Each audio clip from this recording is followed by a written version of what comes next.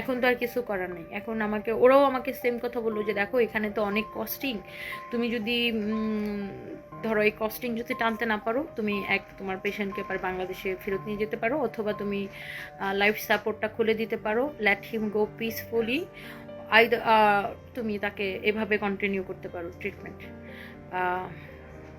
আমি বলছি যে দেখো আমি কোনো অপশন চাই না, আমার কাছে অনলি একটাই অপশন, সেটা হচ্ছে আমি আমার হাজব্যান্ডকে বাঁচায় রাখতে চাই। সেটা মানে যে কোনো ওয়েতে আমি চাই যে সে বেঁচে থাক, সে যেভাবে বেঁচে থাক, সে হচ্ছে বেঁচে থাক।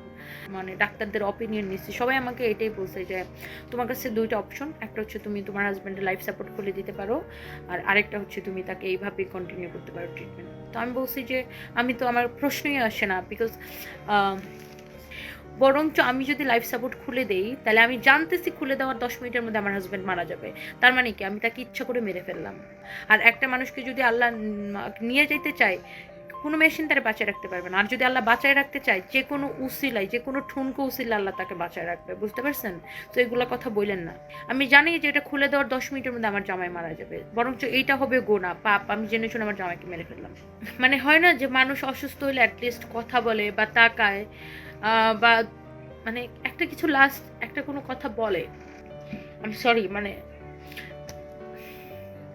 বিষয়টা এতই আনফর্চুনেট যে ও যখন অসুস্থ হয়েছে ওই মুহূর্তে ভোরবেলা, তারপর থেকে ও আর কোনো কথা বলতে পারে নাই। মানে এই যে অসুস্থ হলো, জাস্ট ওর খিঁচুনি উঠছিল, মানে ওই তখনই আর কি ব্রেন স্ট্রোকটা হয়। অ্যান্ড তখন ও এরকম এরকম করতেছিল, দাঁত কামড়ে আমাকে কিছু বলার চেষ্টা করতেছিল। ধর এগুলা বলতে গেলেই ঝামেলা। মানে হয় না যে মানুষ আচ্ছা অসুস্থ হলে আস্তে আস্তে অসুস্থ হয়, বা একটা কিছু বলে যায়, বা একটা কিছু হয়। মানে আমি কথা বলার, হ্যাঁ ও আমার সাথে কথা বলতে বলতেই ঘুমাইছিল, সুস্থ মানুষ ঘুমাইছিল, বাট ঘুমের মধ্যে এরকম অসুস্থ হয়ে যায়, তারপর আমাকে আর কিছু বলতে পারে না, নট ইভেন সে তাকায়ও নাই, বলা তো দূরের কথা, সে আর তাকায়ও নাই।